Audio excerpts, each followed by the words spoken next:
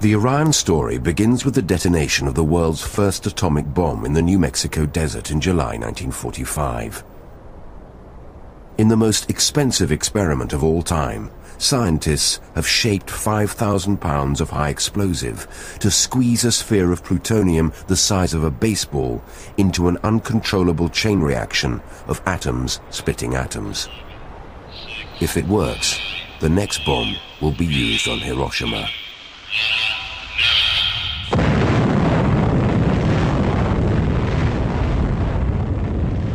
That morning, many strange thoughts went through the minds of the scientists who built the bomb. I am become death, the destroyer of worlds.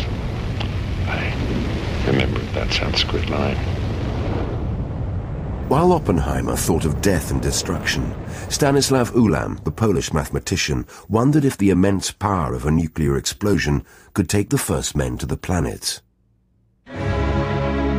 His idea was to have these little explosions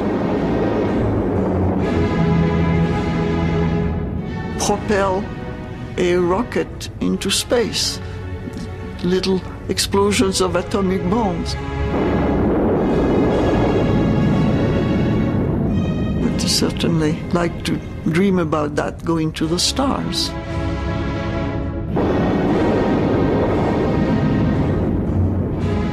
"13 years later, Ulam's idea became a top-secret multi-million-dollar US government project. At the heart of it was a British mathematics and physics genius, Freeman Dyson. I'd thought of space travel as something that would happen and that I would like to be a part of it. But that had always been a sort of vague and theoretical idea. And now suddenly here it became real. Here was a real project which offered just the kind of things I've been dreaming about. As a child, going into space was something I'd love to do in my lifetime. When he was 5, Dyson calculated the number of atoms in the sun. By the age of 25, he'd cracked some of the most intractable problems in theoretical physics and been given a job for life at Princeton alongside Oppenheimer and Einstein. But he found Project Orion irresistible. So the first trip would have been a landing on Mars. The ship would have landed using its bombs.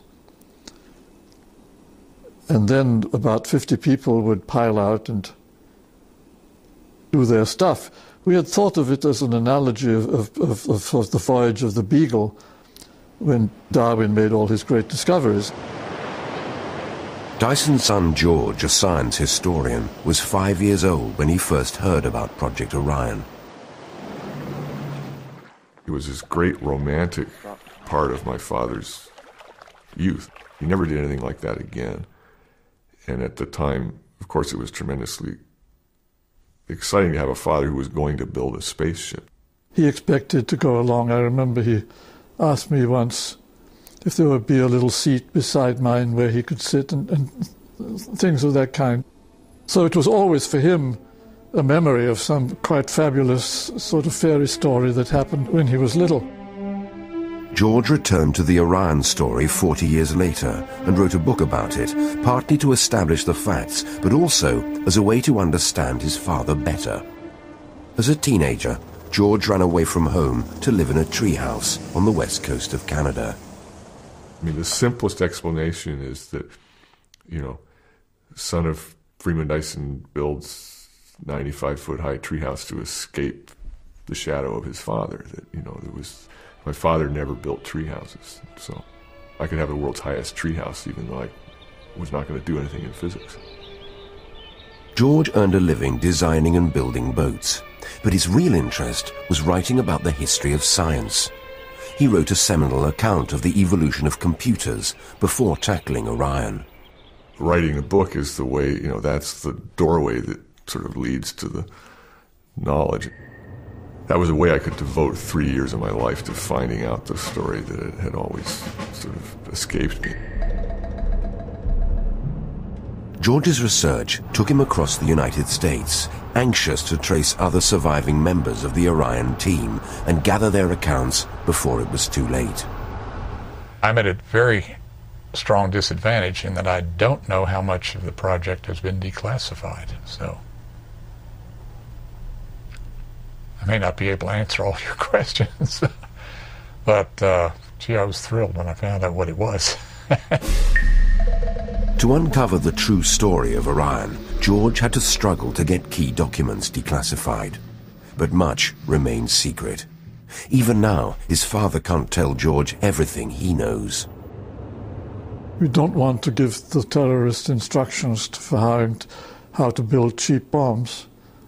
And that was, of course, one of our purposes. So the details of the bombs certainly will be kept secret and should be.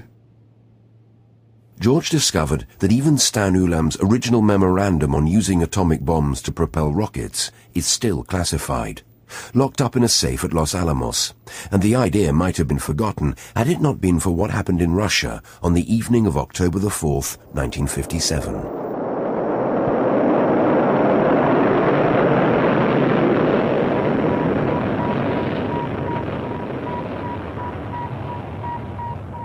The country went through a very fearful reaction to Sputnik. It gets the American people alarmed that a foreign country, especially an enemy country, can do this, and we fear this. Sputnik was essentially something the size of a basketball launched in space. And it went around and it beeped. And there it was, and it was obvious that the Russians could make bigger and better things, and they could come roaring over us in orbit. Attention, all those who are in the streets, run for the nearest shelter, but run as close to the walls of buildings as possible. People were literally frightened, just as they were after 9/11 last year.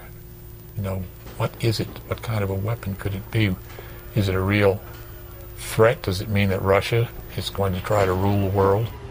So suddenly the Russians had done it, and then, of course, it was obvious that we'd go ahead and do it too. So it was just an enormous window of opportunity that everybody in the government was willing to say yes to all sorts of weird schemes. Of all the post-Sputnik schemes backed by the Eisenhower government, the most audacious by far was Project Orion, run out of General Atomics near San Diego. Its mastermind was Ted Taylor, America's leading atomic bomb designer. Taylor now lives in a nursing home in upstate New York. Project Orion was an attempt to really get realistic about what's needed to get into space, to open the door to the scenes that are there all the time, waiting for us to see them up close and personal. To take a peek through one of the large windows and fly under the rings of Saturn, that was unbearably exciting. And that was what our life was about at that time. We really believed we were going to be doing it personally.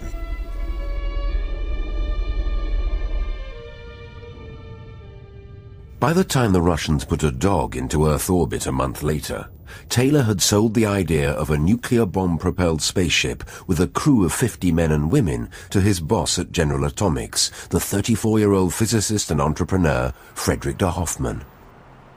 There's only one Fred de Hoffman. It was said that he knew every billionaire in the world. That's probably not true, but I bet he knew every billionaire in the world. He was very good at raising money. A person who wanted results. You couldn't fool around if you worked for Fred de Hoffman. If Orion were to fly, General Atomics would need government backing. De Hoffman and Taylor believed Freeman Dyson could help them get it. Undoubtedly, it was true that my name was worth quite a lot, because the main problem they had was just to achieve some sort of credibility. If you just talked about the project, said you were going to propel a ship with nuclear bombs, and the immediate reaction was, well, this is crazy, the whole thing will blow up and that'll be the end of it. And so they needed people with solid reputation just in order to have a chance to get the thing approved. Of course, the project probably went through his mind in a few minutes. Can we withstand the temperatures? Can we withstand the shocks? Can we withstand the accelerations? Can we carry enough people? How big does the ship have to be? And so on. And he decided it was plausible. And in about 30 seconds of mental calculation, he said, yeah, it'll work. Let's go.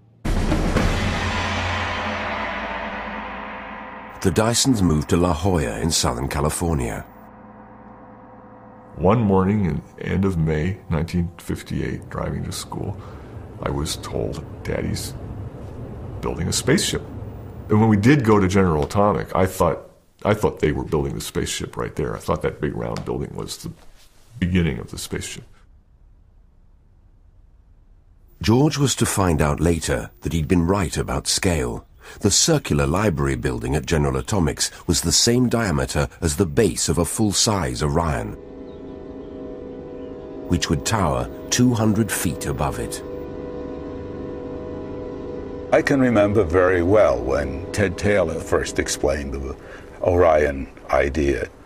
He said, the nuclear bomb is so strong that if you have a standard-sized spaceship of the type we were thinking of for chemical propellants, the acceleration that you would have with the force on a small mass would be so large that it would pulverize the spaceship.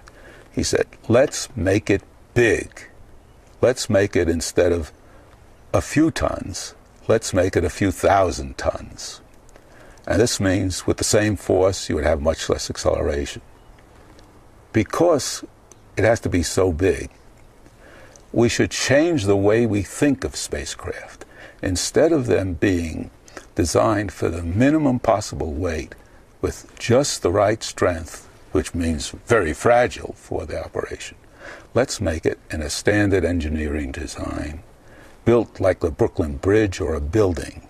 Let's make it out of steel, just ordinary steel. And let's make everything aboard it. Life support systems, like a hotel.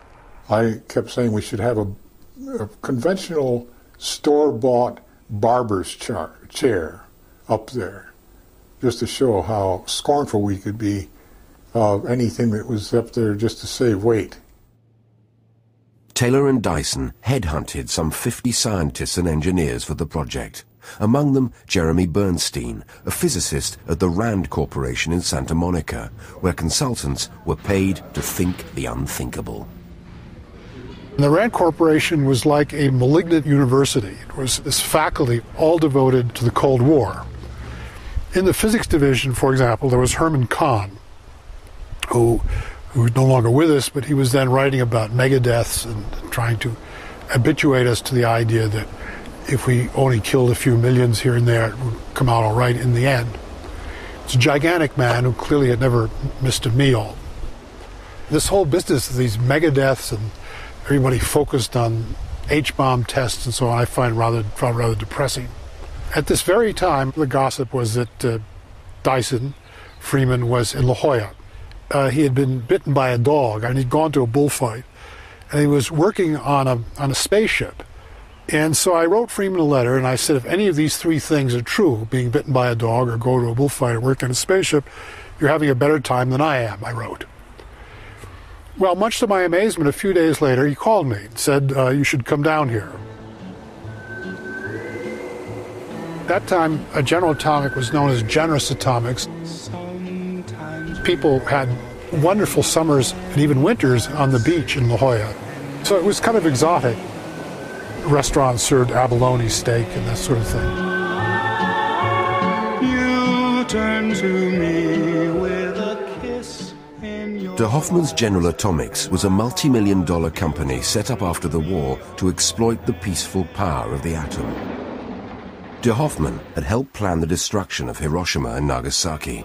Now he was wooing his fellow bomb makers away from the weapons labs to his research Shangri-La.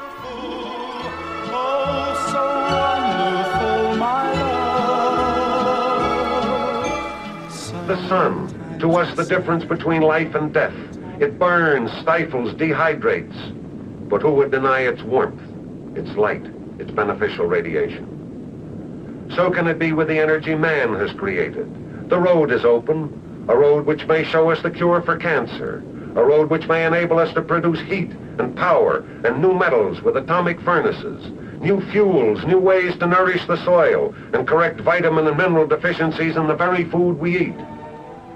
This can be our gift to generations yet unborn. We all thought that nuclear energy was a great boon to mankind at that time, and we all thought that nuclear energy would cure the problems of poverty all over the world, and there were big talk about what nuclear energy would do.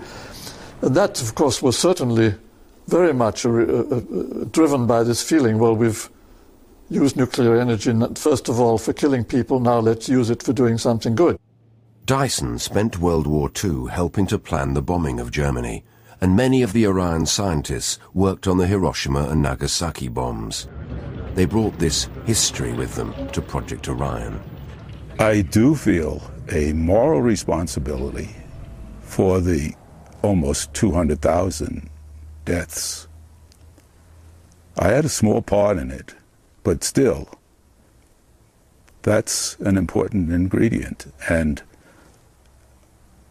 that's a responsibility, it's not a regret.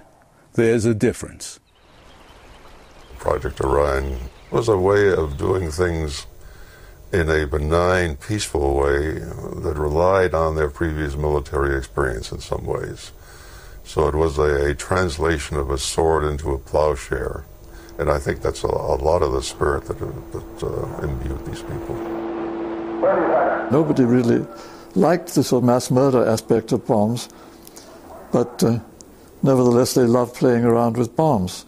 So this was a way of having your cake and eating it too, that you could play around with bombs and still not be killing people, but exploring the universe. 9, 8, 7, 6, 5. It's one thing to theorize. It's another thing to hear a countdown off a loudspeaker and put on some dark glasses, and then all of a sudden to see this pow turn into a pow and rattle and actually break martini glasses that were on the shelves of the beach house that was used by the scientists that were there at the end of the day to have their martinis. 3, 2, 1, zero.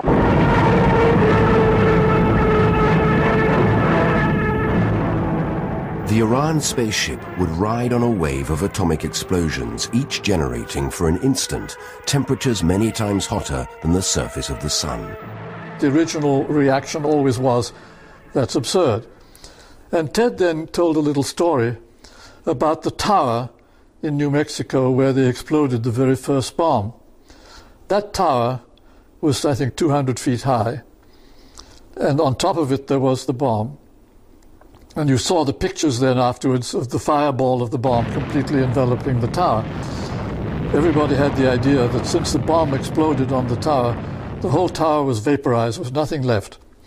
But what Ted actually did was he went to the test site, he looked for the pieces of the tower, and he found they were all still there.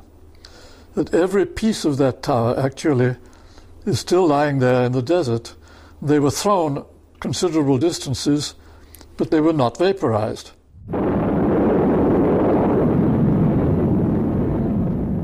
Tests with high explosive showed that a bomb could push a model Orion without destroying it.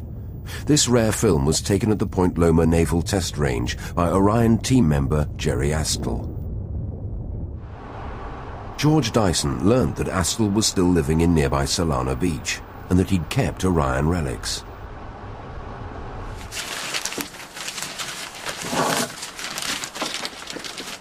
Jerry Astle had been recruited by Ted Taylor for his knowledge of explosives. Astle was a Czech resistance fighter specializing in sabotage. Now this is the first model of Project Orion ever built. Astle's experiments simulated the impact of nuclear bombs by detonating half-pound balls of plastic explosive suspended below a steel baseplate. This model, or the overgrown fat bullet, was actually what we anticipated first our prototype will look like. And we were trying to learn from it what are the pressures alongside the envelope, which will tell us to what kind of loads we have to design that envelope. We were testing shock absorber. What kind of damage will it suffer? And we made many shots, we made many tests, and to everybody's surprise, it didn't look bad at all. It looked like, indeed, you can design structure very easily, which will take all the loads. That the ship is then going to be hit by the debris from this bomb, which is plasma traveling at approximately 300,000 miles an hour. The ship's going to be hit by that. You do that by having a pusher plate which absorbs the impact from that blast. Then this 1,000-ton steel plate is instantly accelerated to about 1,000 Gs, 1,000 times the acceleration of gravity. Now your challenge becomes, how do you put some kind of shock absorbers between the ship and this plate? It turns out, to everyone's surprise, that when you subject a large plate behind which there is a shock absorbing system to a bomb explosion, that the plate absorbs the bomb materials and is accelerated. The shock absorber moderates that acceleration, and the final product of this is an acceleration which, very surprisingly to many people, a human being can tolerate. The momentum that's given to the ship comes in jerks. And so the problem then is, how big a jerk can you actually give to a ship without destroying it? And that's really the limiting factor for this whole business.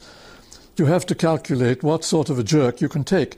So something like 10 meters a second or 30 miles an hour is about the limit. If each bomb can only move you 10 meters a second in terms of velocity change, to get into orbit you need about 10 kilometers per second. So it means you need about 1,000 bombs. The key calculation in the Orion project was what would happen to the steel pusher plate when exposed to intense heat and radiation from thousands of nuclear explosions. As the plasma, which is moving, at this 300,000 miles an hour, and it's at a temperature of about 100,000 or 10,000 degrees, when it hits the plate and stagnates, slows down, it heats up, suddenly heats up to this burst of temperatures of the order of 100,000 degrees. What does that do to the steel surface? So the plate will certainly lose a certain amount of material each time, and everything depends on how much. So there's where you have to have mathematics. You have to calculate. And so if it would remove 1,000th of an inch each time, then we'd know we'd be in very good shape. In 2,000 bombs, you'd lose only 2 inches. But if it lost 100th of an inch each time, then you'd lose 20 inches, and that meant you're probably in very bad shape. The bomb debris is a very high-temperature fluid, which is banging up against the bottom of the ship. So you have to do the hydrodynamics of this flow. You have to do the radiation flow into the solid material. You have to do the evaporation of the material. It was just a whole lot of problems of the kind that I'm good at, the sort of practical problems involving mathematics. In watching Freeman work, I was always impressed that he never seemed to cross anything out. He would just sit there and write these things just one after the other, like you're writing to your mother. It was just like calligraphy. And I don't know if he ever made mistakes. The theoretical calculations established that the pusher plate would in fact survive. At the test range, the model experiments became more sophisticated, using multiple explosive charges. Freeman Dyson liked to watch. To actually see him out there hanging out with these guys playing with high explosives. They could have 400 pounds of C4 without any particular adult supervision. After the flights were over, I picked up these chips from the ground just to keep them as souvenirs. So these are, in fact, the genuine Orion chips. These are just parts of the canister in which the high explosive was contained that blew up.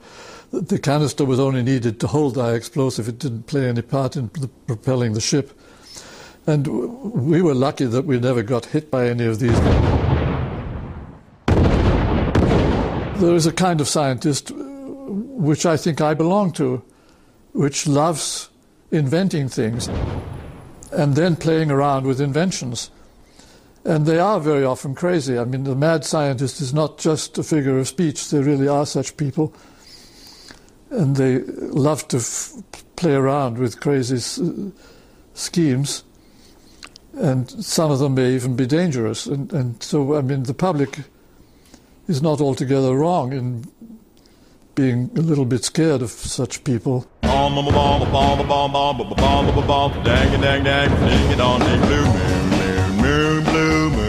We were a bunch of crazies in a certain way, and it was an unusual time when crazy people were actually given a chance to do their stuff.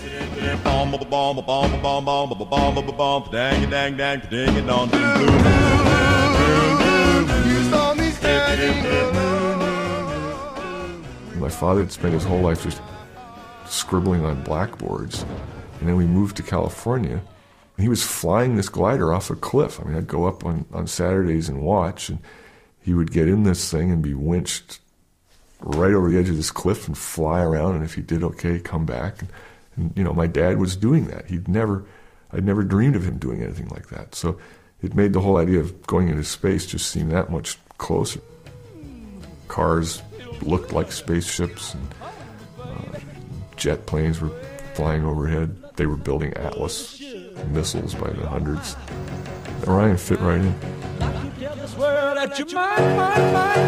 Project Orion was of its time, a time when cars had tail fins but no seatbelts, and rock and roll was playing on the radio. It's just great balls of fire!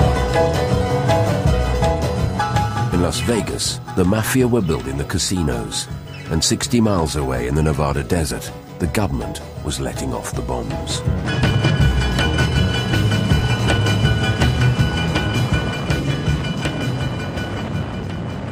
Nuclear weapons were very much part of sort of the general consciousness.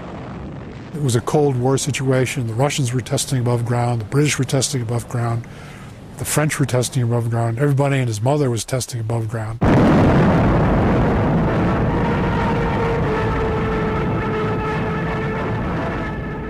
People thought it was essential to have these weapons and to have a large variety of them, which made the whole thing possible because Orion worked on having small, highly efficient, directed nuclear explosions. And if there had not been a Cold War to worry about, who would have spent the money on that? It would take 1,000 bombs to lift Orion into space. More bombs would accelerate it to 50,000 miles an hour, and still more would be needed to slow it down again for landing on Mars, or wherever.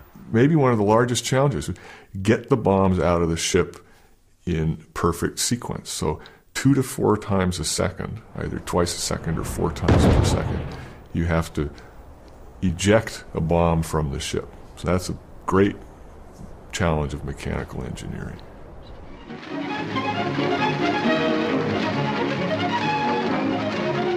We had consulted with some people from the Coca-Cola company because we thought that the machinery you need for handling 2,000 bombs would be somewhat similar to the machines people use for handling Coca-Cola bottles.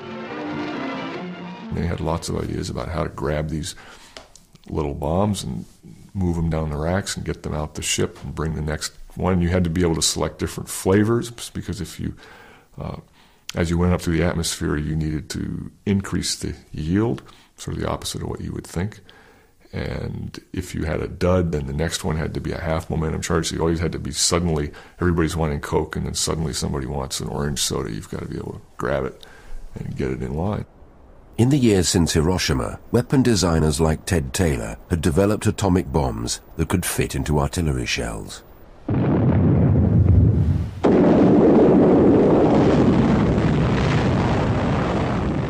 The design details of the Orion bombs are still secret, but Taylor was confident that making them small enough and powerful enough was not a problem.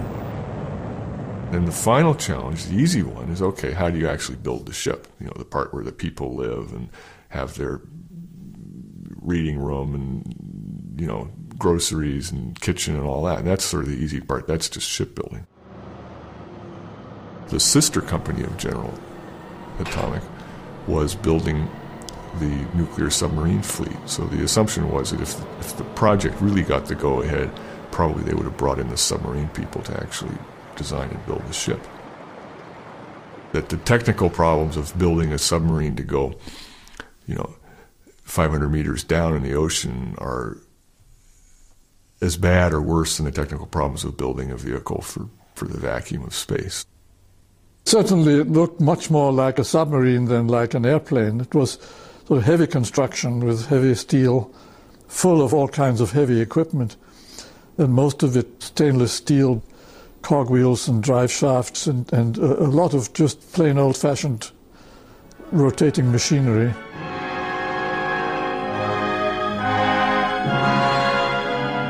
Looking forward to Orion's maiden flight was a test pilot who'd flown every high-performance aircraft in the U.S. Air Force. Like an experimental airplane, it's something, it's there, you really want to fly it. And looking at Orion, it was the ultimate dream.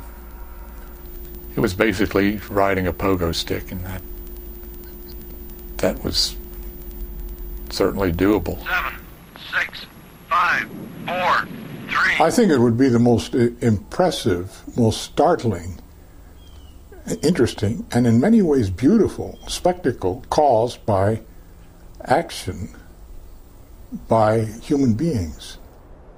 We were going to launch from a barge at sea to get away from the neighbors. But no, it would have been a very, very loud and very impressive event. It would be going up from the surface of the ocean, bump, bump, bump, bump, bump, like that, going up, bigger explosion each time.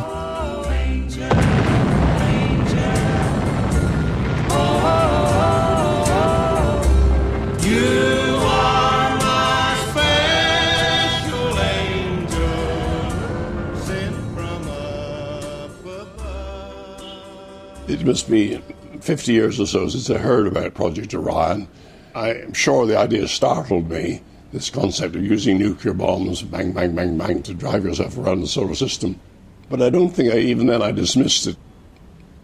Every time I get into a motor car, I'm being driven around by a series of rapid explosions. Orion isn't a crazy idea even now. It's an ambitious one, but it certainly isn't crazy. The idea is not crazy. It's the idea that we might do it might be crazy. It'll soon be half a century since Stanley Kubrick wrote to me and said he wanted to make the proverbial good science fiction movie. Well, we were planning to film 2001. Stanley and I thought of using that technology. It might have been quite spectacular, although I believe that when atomic bombs do go off in space, you don't see a great deal.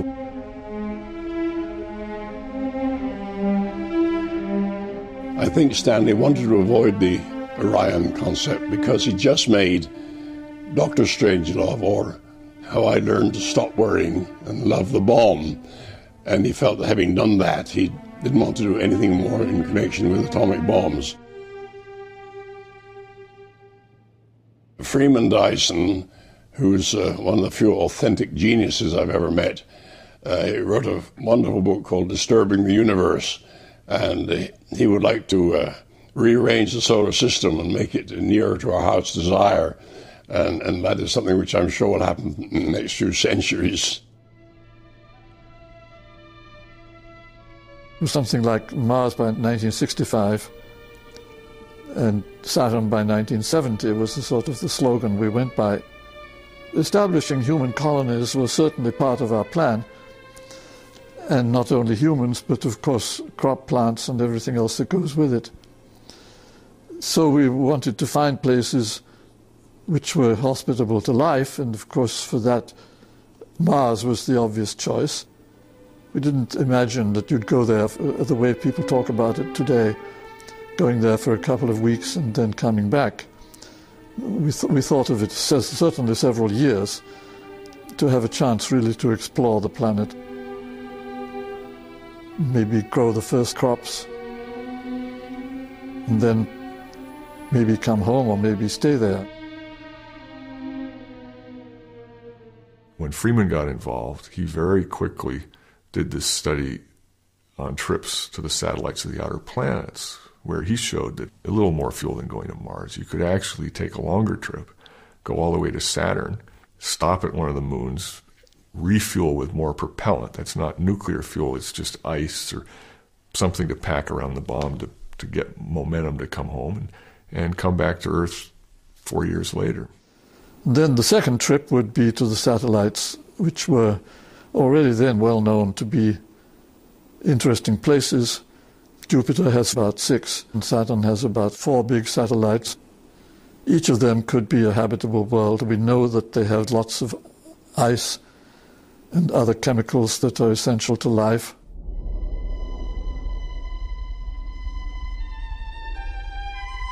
The particular place I was interested in was Enceladus, which is one of the satellites of Saturn.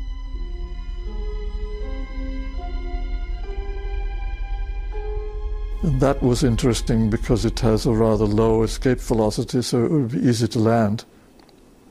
I mean, the human effort that went into these planning studies of trajectories to when was a good time to go to Venus and how you could go to Venus and Mars for just a little more fuel than Mars alone, but then you couldn't stay as long on Mars and you would get bored at Venus. There were no moons. And so all these questions became very real. There's a certain feeling about space and what's in it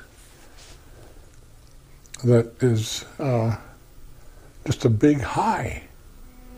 Everything that you can think of that people do is different in space, from sexual activity to just plain feeling as though you're resting on a cloud.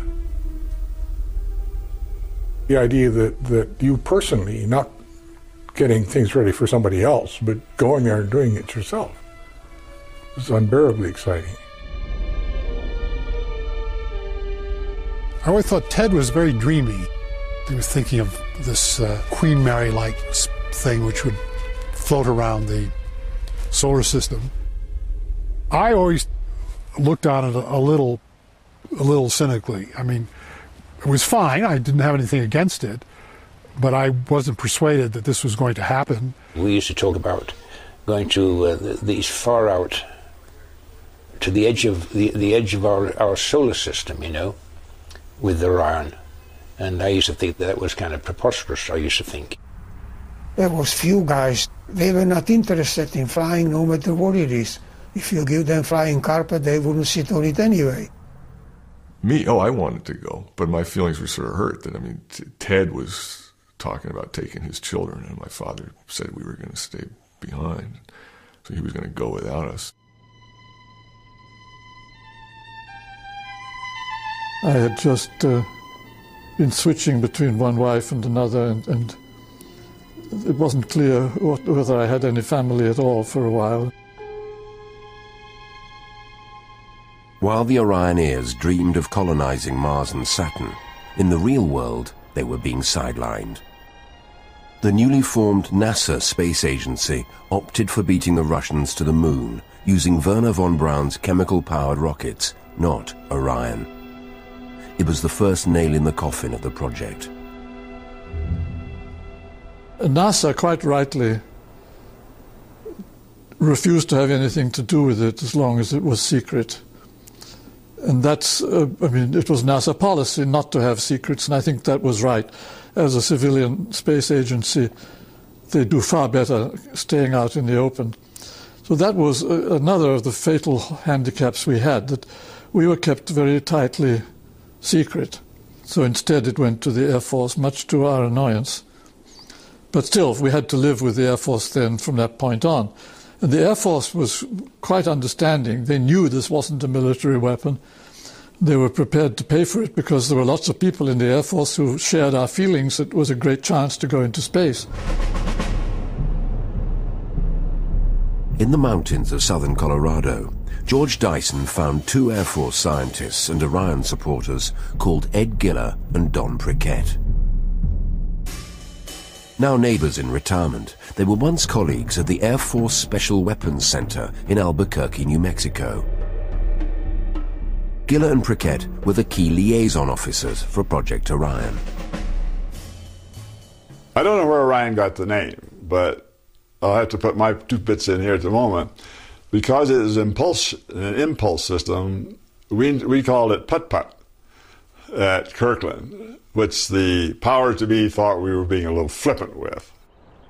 This, theoretically, was a factor of at least 1,000 better than anything we had coming down the pike on chemical missiles, rockets.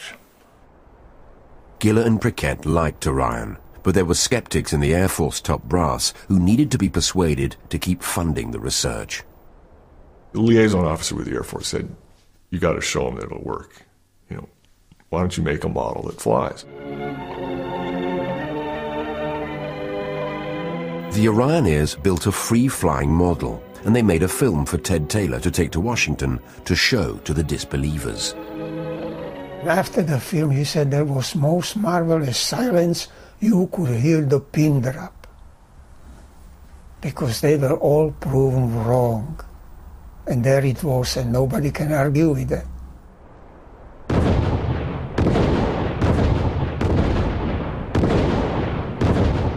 It worked like a charm.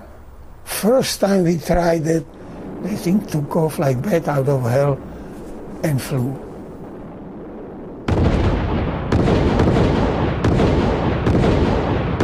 There's a film that shows this thing going bang, bang, bang, and up it goes a ways. At least that part of it worked. One of the things was always the worry about the stability of the system, which that test proved. It managed to give people a little bit of an idea just what this thing would look like. It gave you a real good idea, what are these guys trying to do?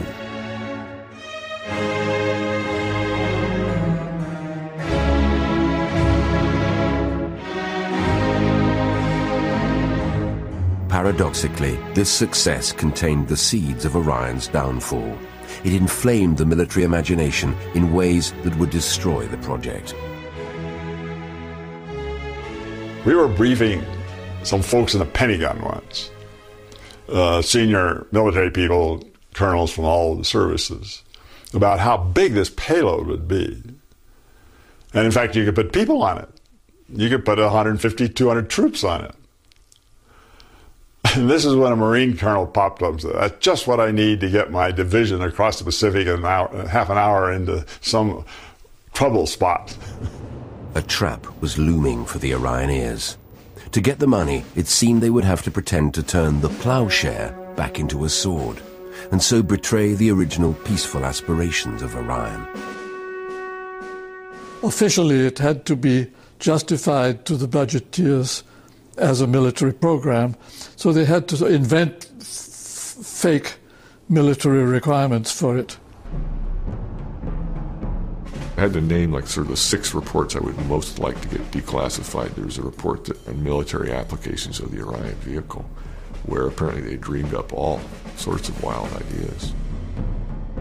Sort of colorful one is the doomsday weapon, where you used Orion to launch an enormous, largest physical possible hydrogen bomb that would be left in orbit over the Soviet Union at a very high altitude, and then at the then in Washington would be the big red button that, if all else failed, you pressed that button, and there went the Soviet Union. Of course, there also went the climate of the Northern Hemisphere or whatever, but that was seriously looked at. Nobody thought it was a good idea, but the physics was done to determine what would happen if you did this. As a military vehicle, of course, it was obviously the cat's meow. It could have evolved into something that was like the Death Star with it would have had the ability probably to decimate an entire planet. If not decimated, it would make living there hell.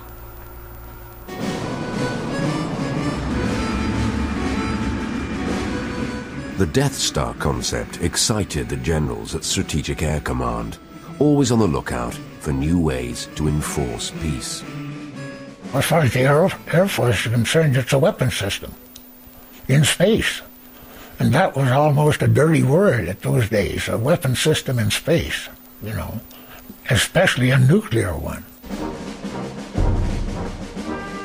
Thomas Powers, who was second in command of Strategic Air Command, his response was, whoever controls Orion will control the world. And it had to be an American project, and he wanted, to give it the $1 billion full speed go ahead. General Power ordered General Atomics to make a display model of Orion in full battle dress to show to President Kennedy. This turned out to be a mistake.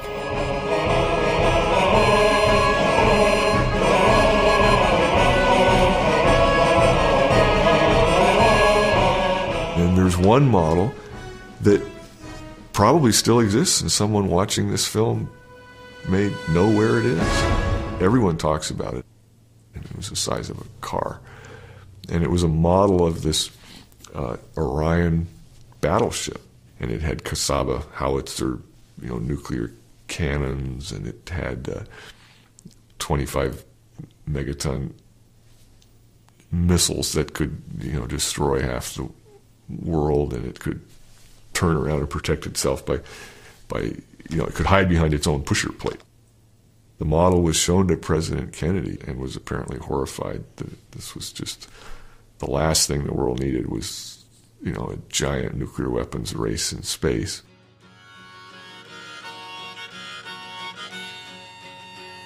It was another nail in the coffin.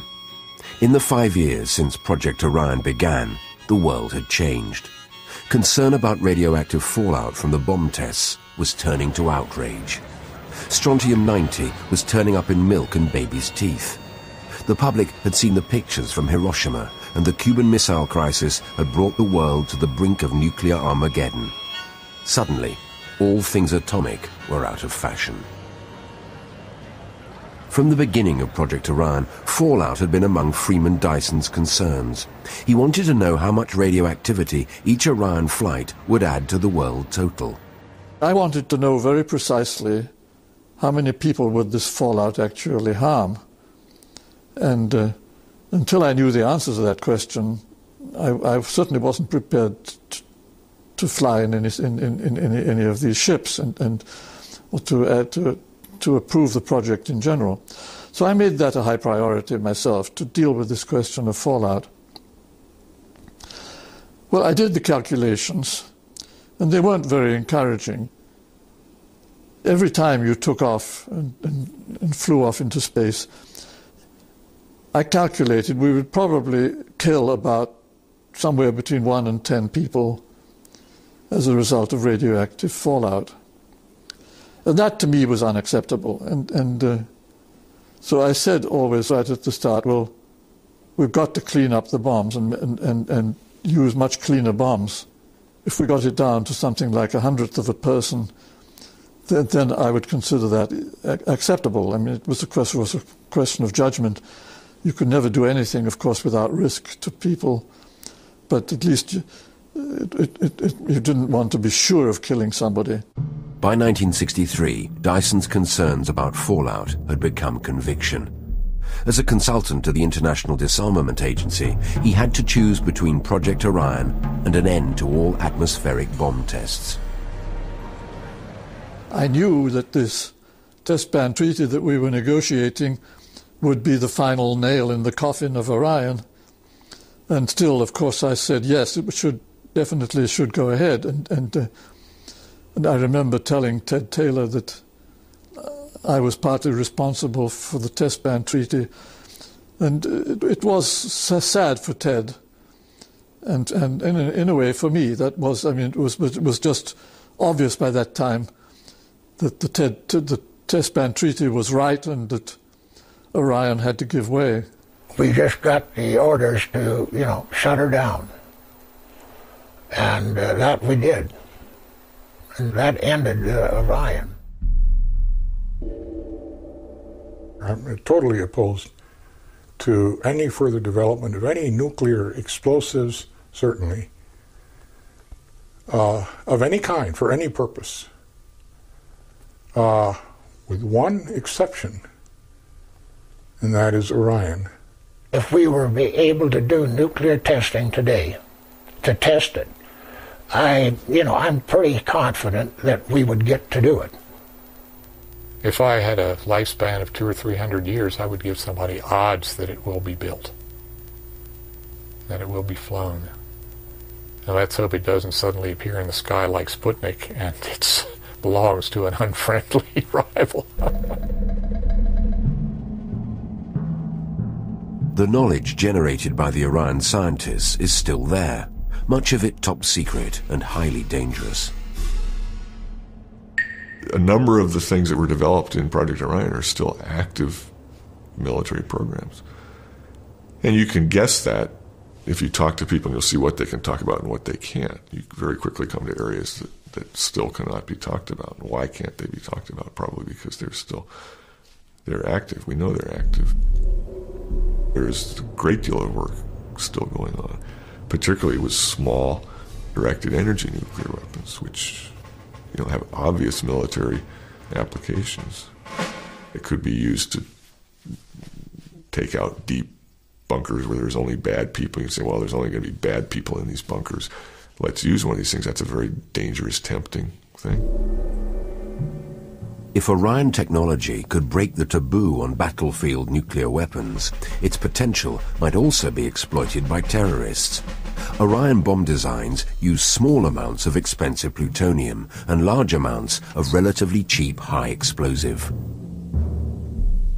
And that is exactly the kind of bomb that terrorists would like to make, because they have easy access to lots of high explosive, very, very difficult access to fissionable material. So exactly the goal of the Orion physicists, unfortunately, is also the goal of someone, trying to illicitly make a nuclear weapon. So that's why that's a secret. So the Orion paradox lives on. On the one hand, nuclear destruction. On the other, nuclear salvation. Some believe that Orion might be the only way to save the world. It may be the best technology to intercept and deflect an Earth-bound asteroid.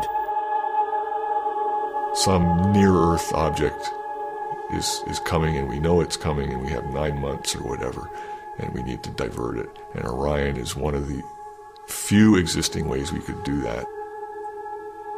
We're at risk of the whole planet could be wiped out, and it's a mistake to not look at that seriously. Orion provides such an advantage in speed over chemical propellants that it seems that that interception could take place in a much shorter time scale, and consequently the deflection could take place further away, so it was easier to make such an object miss the Earth. Now, I want to point out that when I say technical things, they're correct. Generally, people recoil from the notion of using nuclear explosives. I do. I recoil from that notion because I know we don't have that kind of world. And I know that having nuclear explosives in space is inviting someone to misuse them.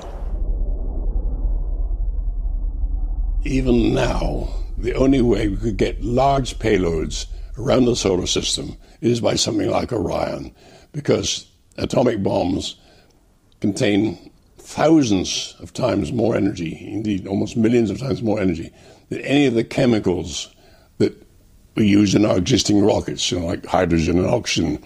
they're feeble compared with the energies of an atomic bomb. So when you talk of sending hundreds of tons or even thousands of tons of payload, including human beings, to Mars, say, that's the only way we could do it, even now.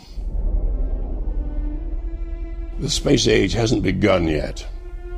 I believe the time will come when very few members of the human race will be able to point to the part of the sky where the Earth is. I'm still very strongly interested in spreading life outside the Earth. Humans, of course, should go along, but the most important thing to me is just enlarging the domain of life. And life has this marvelous adaptability. It's able to adapt itself to almost anything. And so it's hardly begun yet, adapting itself to the universe. This little planet doesn't give it so much scope. After Orion, Freeman Dyson went back to Princeton, physics and mathematics. But his dreams of space travel found a distant echo in his son's adventures in the Canadian Northwest. Certainly building these kayaks and doing these voyages, that was my way of doing what my father had tried to do but had failed at. It wasn't his failure, it was a failure, I think, on the part of the imagination of the government. Orion did not get the support and go ahead. So I went out on my own and built these kayaks and did go to these far-off islands that were really like the planets of Jupiter. You could settle on them and refuel. My boats had these semicircular sails, just like pusher plates, and you sort of coast, which is really what Orion was doing, was sort of surfing on these waves of plasma.